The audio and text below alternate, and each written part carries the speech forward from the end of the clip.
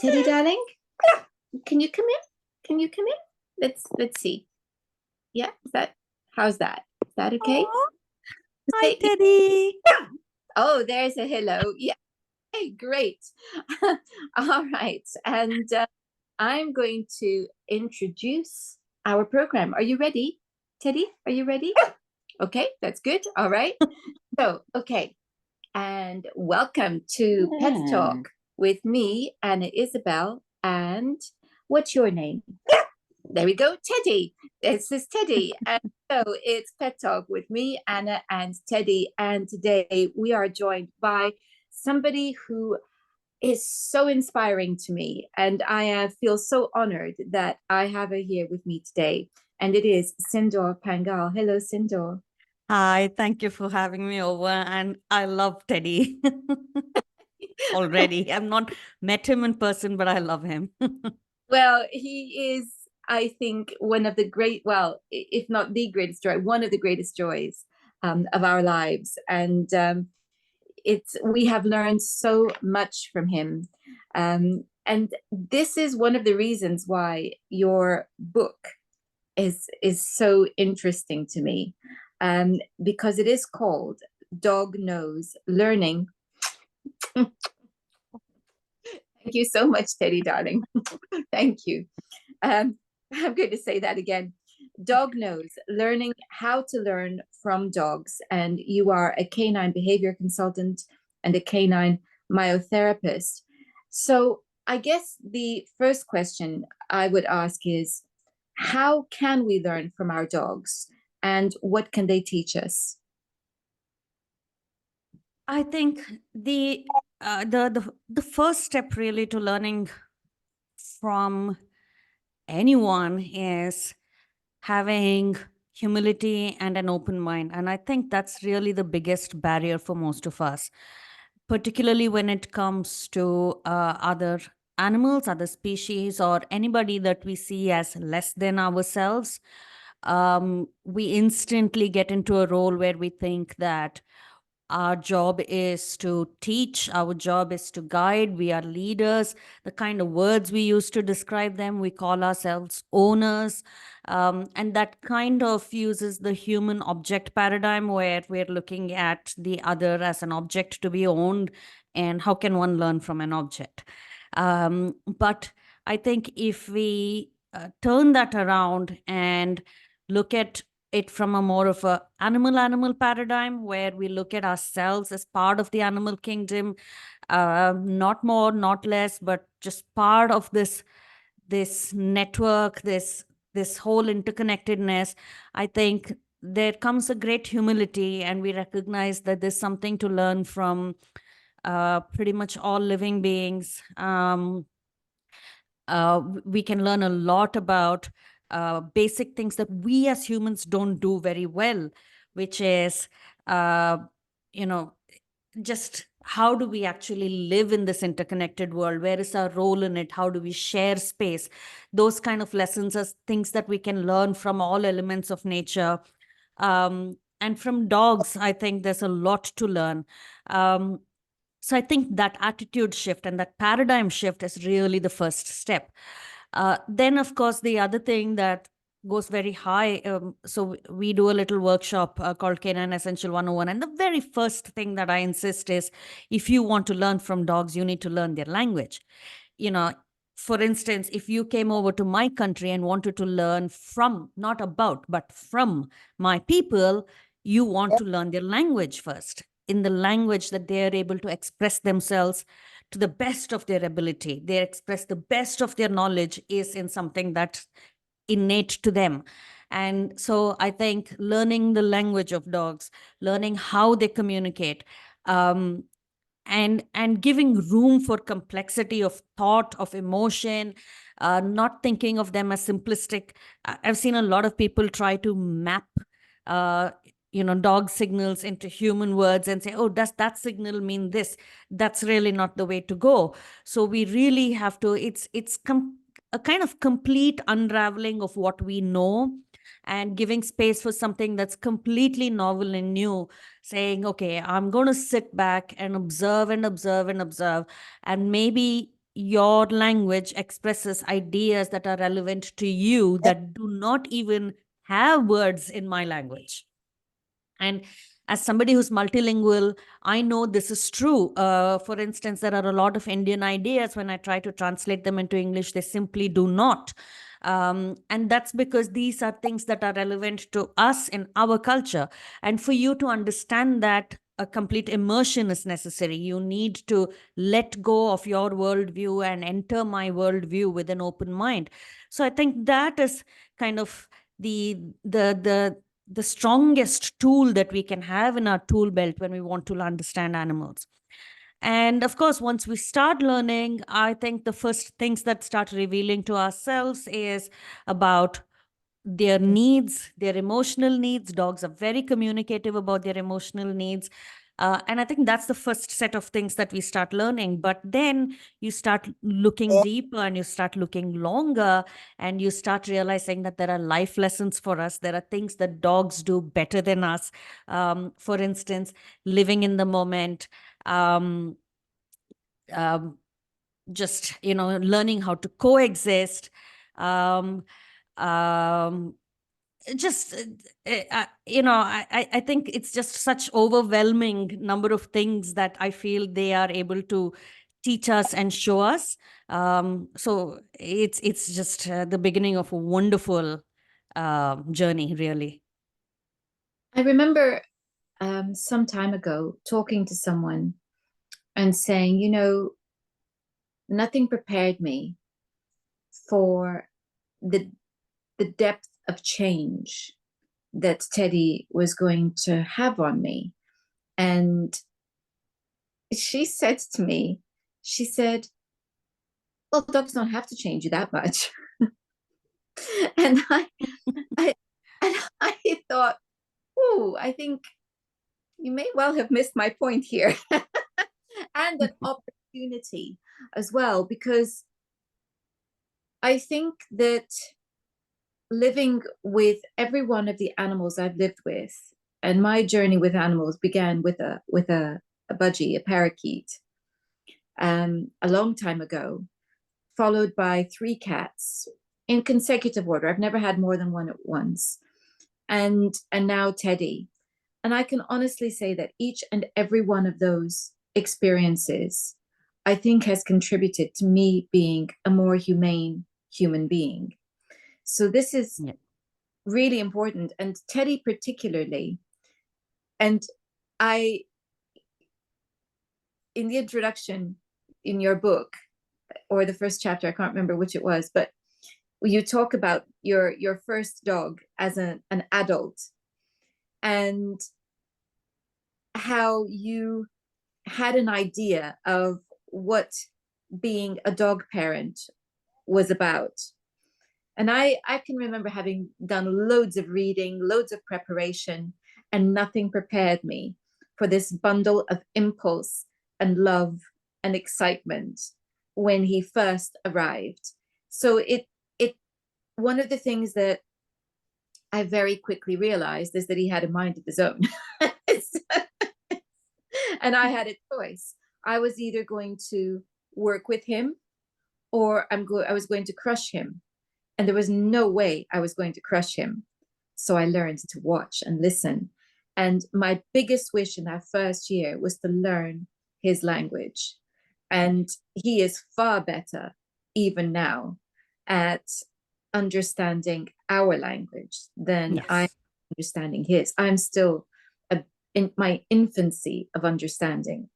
Yes, absolutely. I think there is so much, and it's not always our fault, because I think there is tremendous social pressure that gets put on us in terms of what it means to be a responsible dog owner.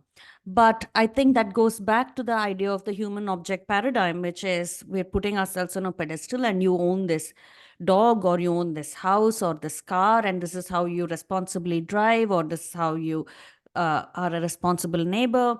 And I think it's the same for dogs. This is how the dog should look. This is how the dog should behave. And we take that on. And I think it's a bit of a journey for us to realize that this social expectation uh, is not necessarily what's right for us or for the animals, or in the larger scheme of things, what's right for the planet either. And these ideas kind of go past just us, right? They start here. They start with something that looks very small. It's just a small little desire that's within our hearts to say, I want to be better for my dog. But once you start diving in, you realize the magnitude of what it really is. It really goes to show, it really changes the way we connect with the rest of the world. Um, and I think it goes a long way, especially with the other. You know, it could be people who are very different from us. It could be a people of a different a different gender, different economic segment, different part of the world. It could be children. uh, how do we relate to the other? How do we balance a situation in which we are privileged, where we have power, and how do we not abuse it, but give voice and agency to the other, and respect them, not condescendingly, but really appreciatively. Um, and finally, when we have that understanding, when we extend that compassion, kindness, and respect to the other, and you do that long enough, you also then start turning around and applying it on yourself. And that's really when true transformation happens. And for me, that has really been it. I discovered me because of my dogs. I've learned how to be kind on myself. I discovered the gentlest and most nurturing and the most significant part of me. I always thought that the most significant part of me was my achievements. But now I can see that the most significant part of me is how I'm able to show up for others and show up for myself. That is my role in this interconnected world. That is the role I have amongst the rest of the cohabitants, the other human beings and the other living beings, is me showing up for them. Um, and I also think that it opens a door to going looking into the wisdom of the other. So when I started learning about dogs, I realized that my dogs were able to tell me so much about what was right for them, what was healthy for them. A lot of times that I have spent agonizing over, you know, what is the right food for you? What is the right way to socialize you? What is the right social partner for you? What is the length of the walk for you? What is the right exercise for you? So myotherapy is another field also where we do consent-led treatment, where the dog tells us, we present to the dog what we are capable of, and then we wait for the dog to turn around and tell us what they need us to work on, what is it that they feel is relevant. And frequently it can be different from what we as experts think is right for them. But every single time they have disagreed with me and I have gone back and thought in hindsight, I've realized they've got it right. And I've realized, my gosh, there's so much wisdom there that I can't come from a place of condescension to say, okay, you can tell me about your preferences, but mama knows best. That's not really true. They really are remarkable species with an extraordinary understanding of their own worldview and how to exist more comfortably in the space called Earth. I think it's what we struggle with that they do really well.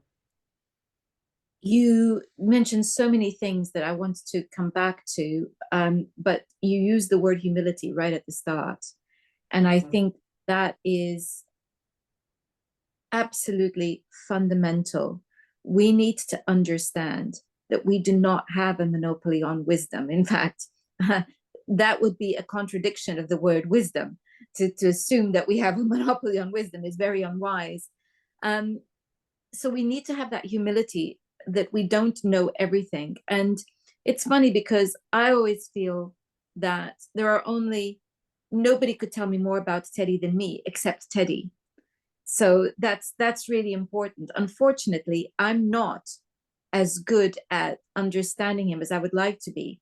But you talked about in your work listening to what the dog needs. And I'd like you to tell us more about how that happens. what is it that you're looking for? What is it that, how is it that the dogs are communicating with you before you give the treatment?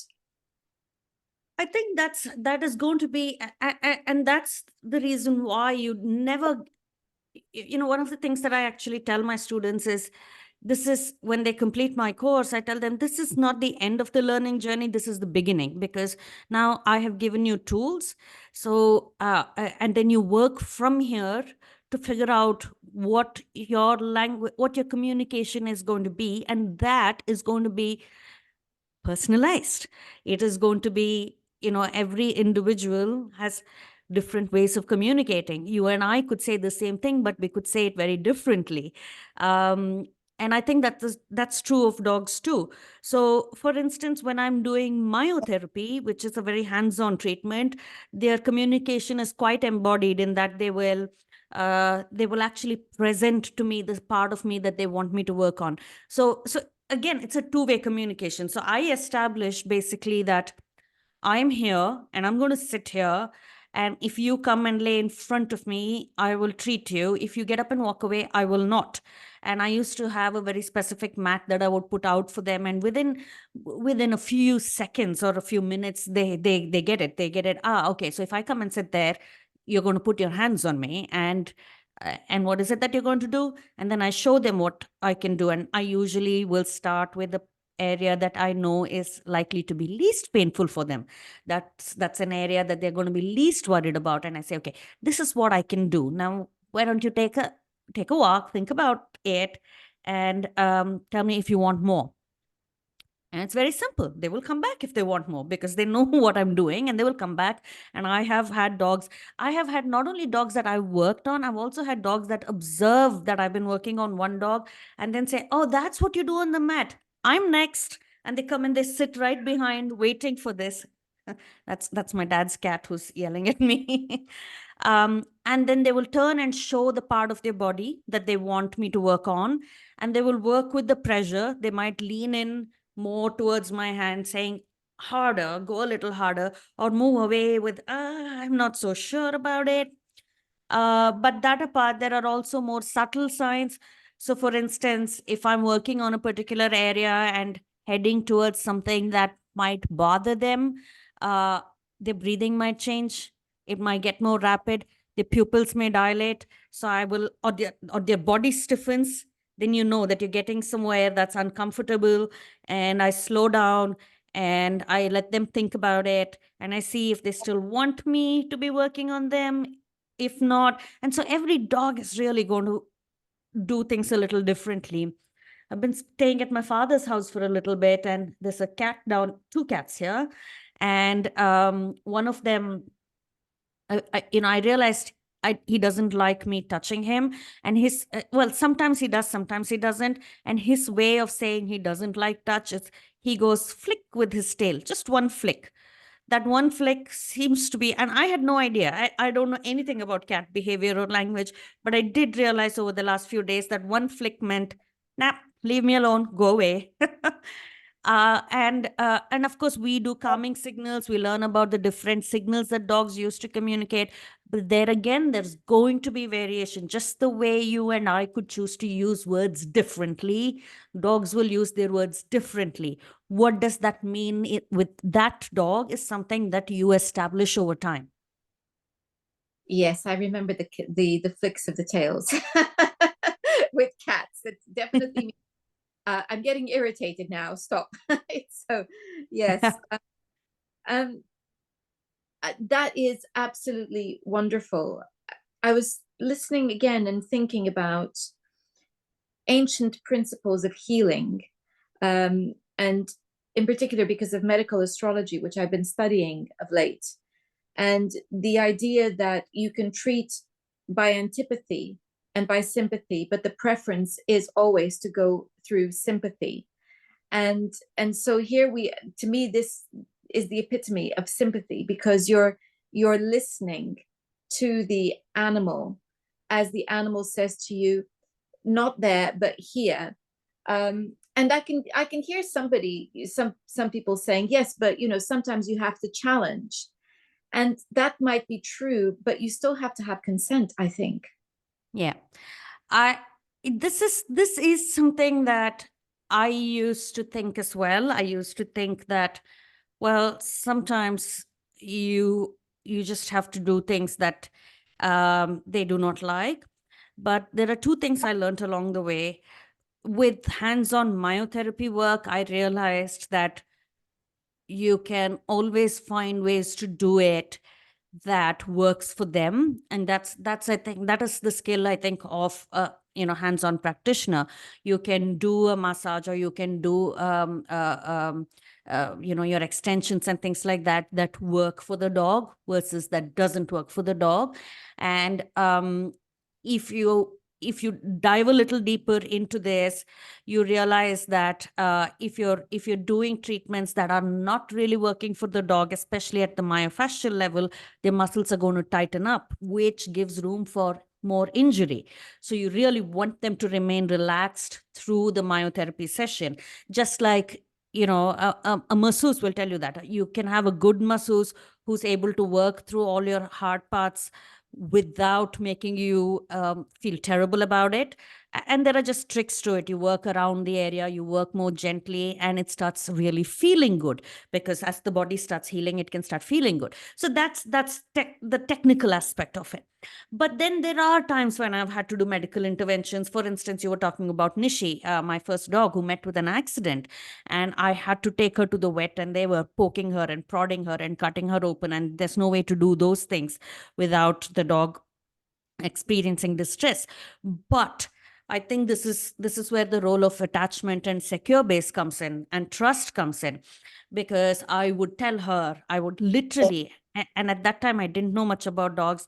I did have a mentor who asked me to do this, and I didn't trust that it would work, but I would just do this. I would tell her, listen, I know this is going to hurt, but we need to do this, and I need you to cooperate.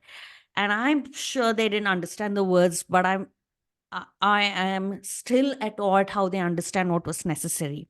And more recently, I lost my other dog, Chiru, as well. And we went through a month of ordeal where I had to take her to the vet, and it was just nonstop medical interventions.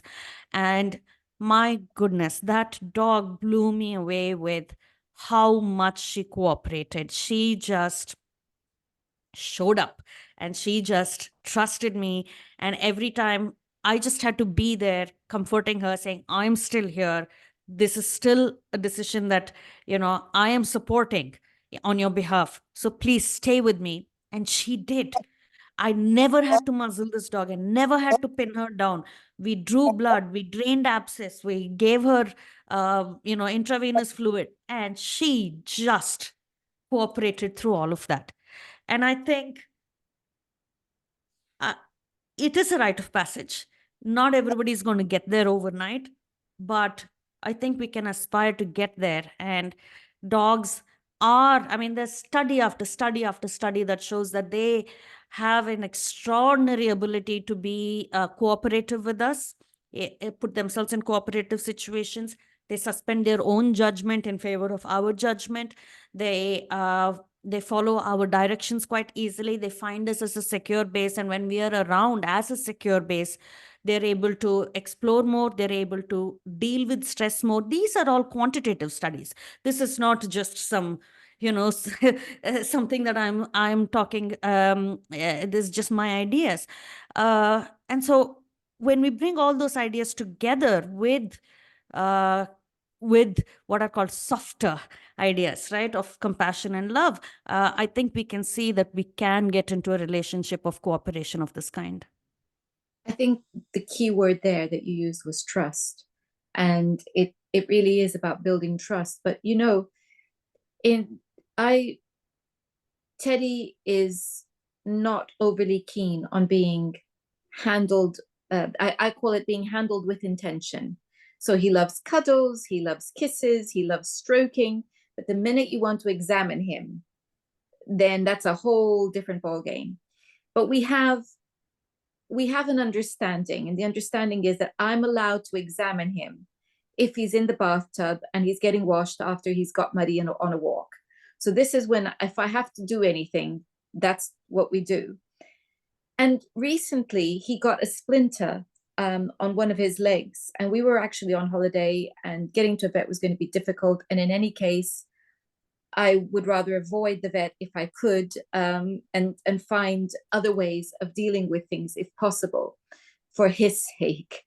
Um, he's made his feelings very clear on that score.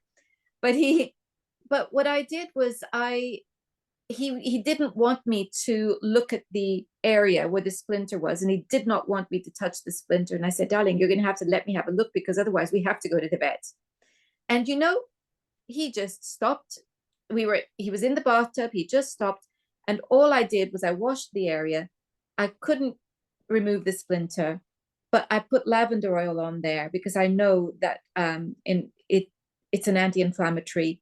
The inflammation went right down, and the splinter came out, was on its own. But it was just the fact that when I reminded him that I was trying to help him, and that this was the best way I knew how to help him, that he was going to have to let me, he did just let me. And it was what you were saying there. There's something here about trust, but also they are understanding us far more deeply than we think. And I think that this concept of anthropomorphizing, I think we anthropomorphize in all the wrong ways, and call anthropomorphize I've lost the word now. Anthropomorphizing the wrong things. It's not wrong that dogs have feelings. It's not wrong that they can connect with us. That's not anthropomorphizing. That is fact. What is anthropomorphizing is attributing meanings without thought, based on assumptions, because that's what we do. That's what we do. So we have to be very careful about that. Yeah. So I think when we take a stance against anthropomorphizing, I think we're throwing the baby out with the bathwater, because a lot of times that term is used as a way to argue against attributing knowledge, wisdom, cognition, emotion, and these kind of things to animals. And I think that's a huge disservice. I think we stand to lose so much in the process. Absolutely, I think we have to recognize, while it's a right to say that we should not, to me, the part about anthropomorphizing that's problematic is when we use that to set expectations for dogs that are similar to human beings. And that is problematic even with human beings, because it's a form of exertion of biopower, which is, now that I can't own you, now that it's not okay for humans to own human beings, we will try a different form of ownership, which is that we will put extraordinary pressure on you to behave a certain way. So we're doing that to people, and that is problematic in itself. But then we extend those rules over to dogs as well. And I think that is the problematic part of anthropomorphizing. But it has its own benefits as well. Not as much anthropomorphizing. An alternative idea that I would encourage people to explore is egomorphism, which is to see me in you, to see it's a form of an extension of empathy, which is I can see you and me and me and you, and use that to understand them. I think that can go a long way. And the other thing when it comes to hands-on treatment, so recently one of my students sent me a message saying, I have to put drops in my dog's eyes, and she's very touchy about that. She does not want it. Her eyes are not doing well. It's getting worse. And my partner is not at home, so I'm single momming right now, and I don't know what to do. Please help me. And I always say this, go slow, go really slow, explain to them what you're doing. So show him the drops, show that it doesn't hurt. Maybe touch the drops to, some other part of him to see that, look, when it touches you, it doesn't hurt. It's okay. Maybe touch it to his paw where he can see what's going on. That doesn't hurt. Let him smell it and explain to him that I'm going to put this in your eye, okay? And the second he flinches, give him space. And this is the other idea of consent, because you can't say, I will take consent, but he needs to give consent in the time that works for me. And that needs to be now, chop, chop, right? he might take an hour or 2 hours to give you consent. That's how long he's probably going to take to work himself up to a point, or herself up to a point, where they're able to say, okay, I am still terrified because I don't know what these things are, but I think I've just willed myself, go ahead and do it, and do it quickly. Now, you get that moment. You get that moment where they suddenly say, all right, I trust you. But that's a labor of love. It takes patience. It takes time to do this really slowly, to say, I'll show you again. And if I have to show you 10 times more, I'll do that, and wait for them to come to us. So, yeah, I think, again, it goes back to this thing. It's a different way of thinking altogether. I love that. And that's exactly what I was getting at. That we need to put ourselves in them and see things from their point of view. Absolutely. And something you really emphasized there was the need for time and patience. And I think this is where we often clash with our animals, is because we are on the clock and they are not. And they need time to process what's going on. Even simple things like, putting on Teddy's harness. I've worked out that it's much better if I say to him, I'm going to put your harness on in a minute. And then I go and I do something and I bring the harness out again. And I say, are you ready for it to come on now? And more often than not, he's ready at that point. He gets up, sometimes he's just feeling lazy. He's on his beanbag and he's thinking, yeah, I want to go out, but this is really nice here. So he needs that time. Sometimes I might have to do a couple of things and come back to it. And he'll go, yeah, I'm ready. And why should he just jump because I tell him to jump? It makes no sense to me that he would be anything other than doing what he's doing. So this is really important. But there was something else that you talked about. You talked about how they know what food to eat. Now, all of us who have had puppies would raise our eyebrows and go, really? I think I may have saved my dog's life many times by stopping him eating something he shouldn't. So tell us about that, because I know that there are studies around this. And what is it? Because you do know about Indian street dogs. And so Yeah. how does it work for them? And what studies do we have that prove that dogs actually do know what they're doing when it comes to food? So I am not sure they're specific to dogs, but we do have the idea of zoopharmacognosy in animals. A lot of animals know how to set up pharmacies for themselves, know what to eat, what not to eat. A monkey in a forest is going to know what berries are bad for them, what is toxic, what's not. And this is an innate animal trait that there is no reason for dogs not to have, unless we have shut off that wisdom altogether and never given them an opportunity to think about it. So, of course, with puppies, that's not really true. But then again, puppies do have their mothers around, and they will emulate what their moms are doing. They will eat what their moms are eating. And of course, we can't go around eating dog food to show that. So when they're a puppy, of course, I'm not going to leave things around that I know are bad for them. I'm going to be as safe as possible. But as they grow, I am going to give them choices to see how they're going to work out those choices. And so this does not mean that I'm going to put a plum cake in front of them, right? That's not really it. I'm not going to put a glass of wine and some chocolate and plum cake in front of them. Let's remember that their wisdom is limited to things that are would have been naturally found in their environment. So if you're going to put something completely synthetic, and sugar is another one of those where, all animals, all of our judgment goes out of the window and out of the door and out of everything when it comes to sugar. Neither is our judgment good, nor is the animals. It has a very addictive property. So of course, I do not mean, put them in completely, be completely reckless about this. But what I do mean is, for instance, the last month that I was caring for Chiru, I would give her a lot of options. on what to eat. I had different kinds of meats, broths, fat, different things that I know are not going to be wrong for her. And I also had a lot of herbs, that are medicinal herbs that are used commonly in India.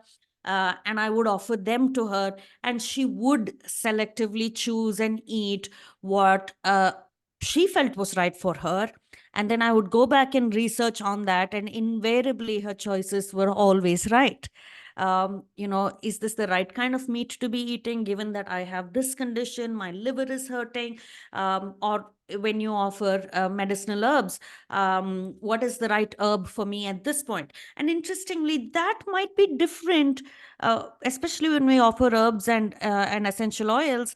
What we say is our priorities and their priorities can be different. So you may be trying to get the dog to consume herbs for a liver issue or a kidney issue, but the dog may decide to consume an herb for pain or stress, because that's what is on top of their mind right now. And that's what I need to address. And if I can't address that part, I cannot get to a point where I'm able to address my liver. I cannot get to a point where I'm able to address my arthritis. So they're going to be able to prioritize it, and that is useful information. If a human being could, if you're working with a human being, they'll probably tell you that. A dog's not going to be able to tell you that, but this is the way they can actually communicate to you that this is what I need at this point. Chiru was so good with, I need this much of spleen, I need this much of liver that I'm going to eat, I'm going to eat this much broth, I'm going to eat this much soup. And she was very, very specific about how much of what she was eating. One day she decided to eat just spinach. This is a dog who never thought, who would look at vegetables and look at it as if it's something that's just not edible. But on that day, that's what she felt she needed. And of course, my research subsequently, when I went and looked it up, it made sense that she was making that choice. And no, I can't remember the specifics of why that was relevant, but that her wisdom there definitely was not to be discounted. And that's the context in which I mean. I think a lot of people like to dismiss off these ideas. And again, it's throwing the baby out with the bathwater, dismiss off these ideas as completely not relevant at all, because, oh, my dog's going to eat sugar all day. Well, that's not what I mean. Don't give sugar. That's not what I mean. So I hope that makes sense. It does. And it's making me think about broken food cultures because, as we know, our own diets have been very adulterated with processed foods and an over reliance on sugar.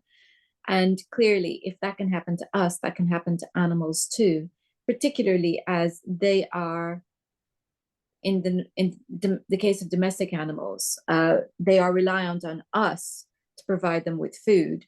And you mentioned, learning from their mothers. Well, they're in most cases, at least here in Britain, dogs are taken away from their mothers at 8 weeks old, so they've been barely weaned. So it's up to us to help them in some ways, but it's also interesting because it's made me think of, this is an incident that I read about a little while back, and so I can't remember the details, but essentially it was this. There was a pack of working dogs, and a couple of the dogs were told by the vet that there was nothing that could be done for them and that they were going to die.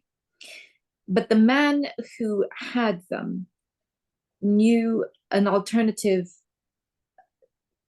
medical route and was very interested in nutrition, etc. He didn't know very much about dogs, but he recognized the condition as something that also happened in humans. And so he spoke to his friend, who said to him, you know what, that sounds like a deficiency in this. If they're going to put them to sleep, let's just see what happens. So the man came out with the food, and this was a kennel, so all the dogs were loose and free. And he put the food for the sick dogs, there were two of them, and he put the other food down for the other dogs. And what was interesting is that none of the dogs, except the sick dogs, wanted that food. and they did want it, and they did eat it, and they did recover. So it's very interesting, because that was the first time that I came across this idea that dogs will know. You think of a pack, I don't know, I think there would have been about 20 hounds in that pack, and they were hunting dogs, and only two of them wanted that food. And the man stood there concerned that, the others might all want to have the new item. They didn't.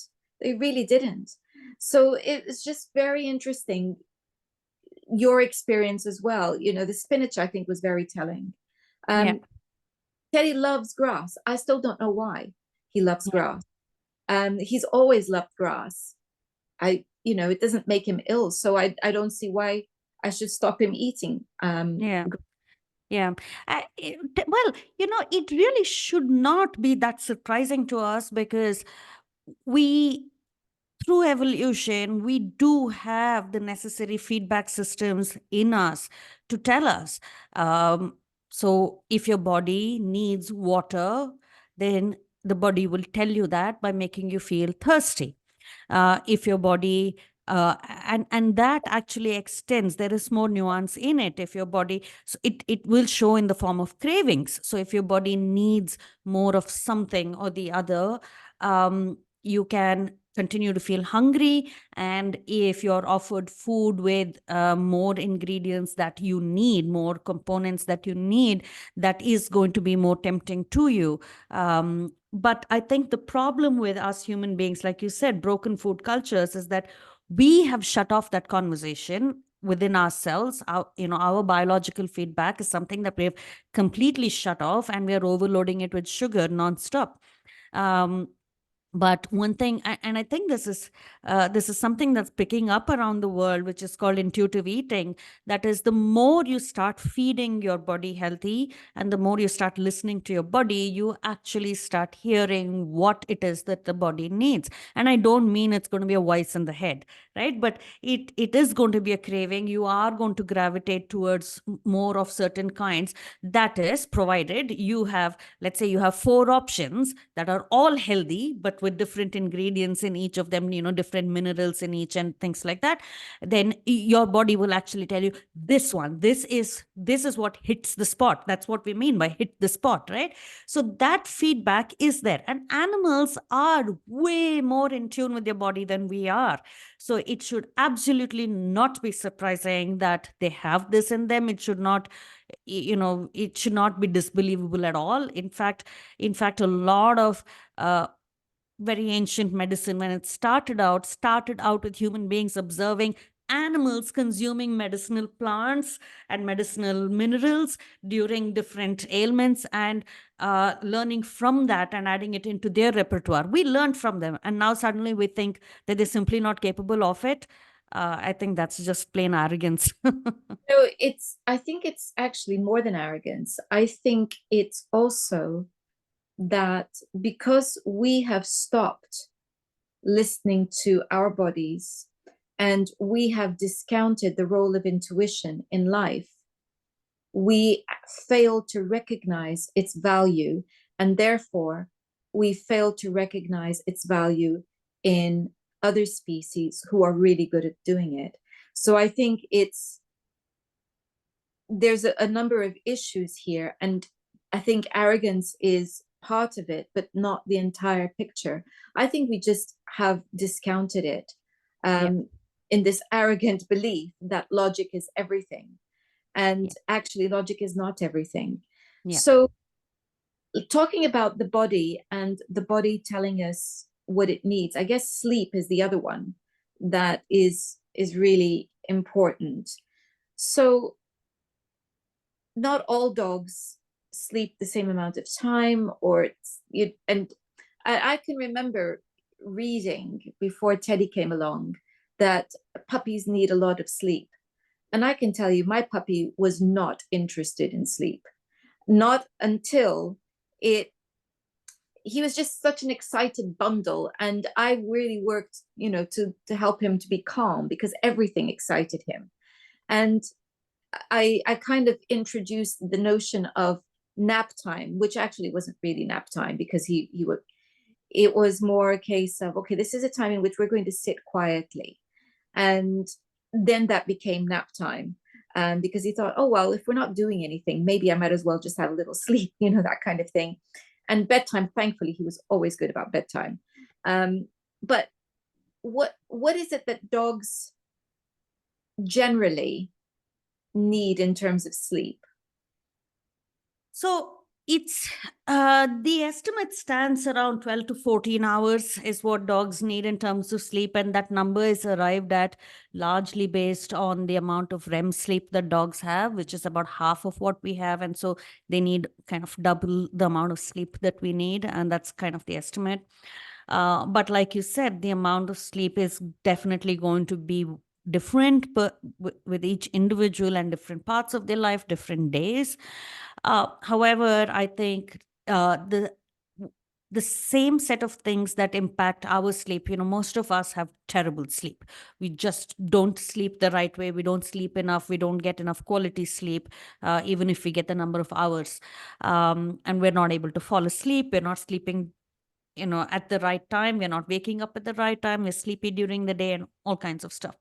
And I think the same things that compromise our sleep compromise the sleep of dogs.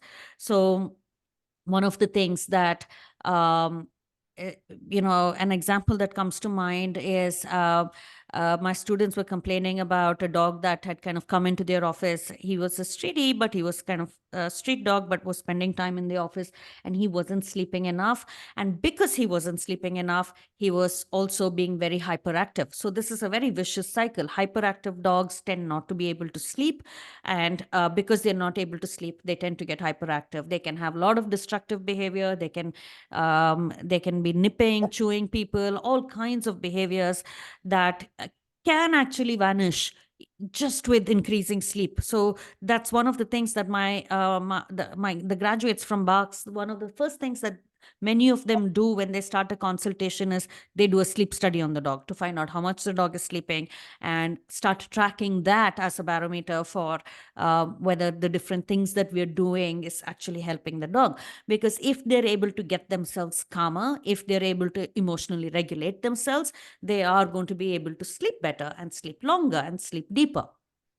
And what was interesting with this particular dog is they couldn't figure out why this dog was not able to sleep. And then they realized that that dog needed company. That dog needed the company of either an adult dog or the human beings.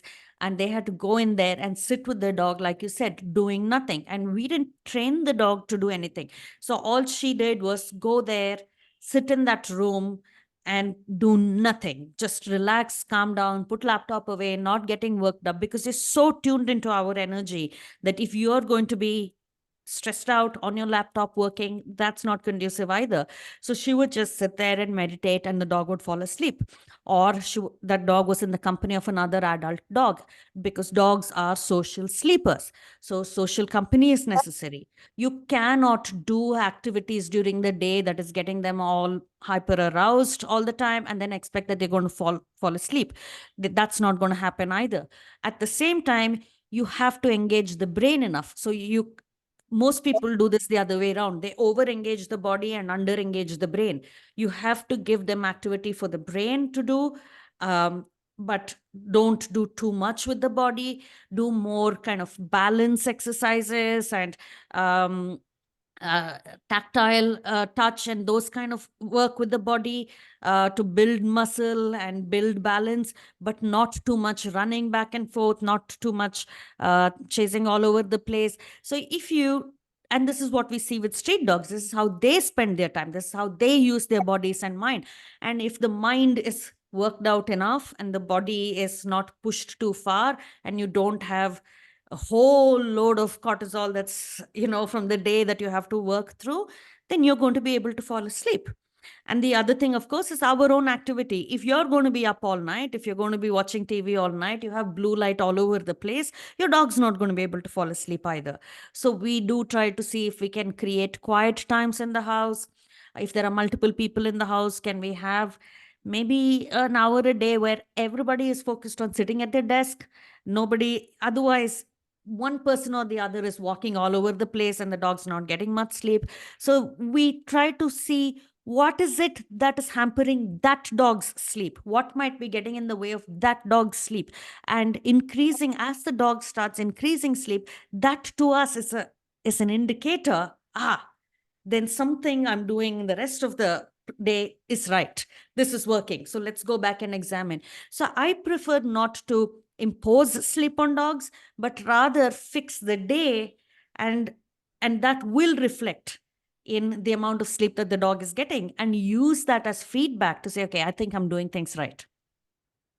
Wonderful. Thank you so much. We have had a marvelous introduction into your approach to working with dogs, and I'm sure that everyone watching will see why I am so excited. I hope that they've all inspired.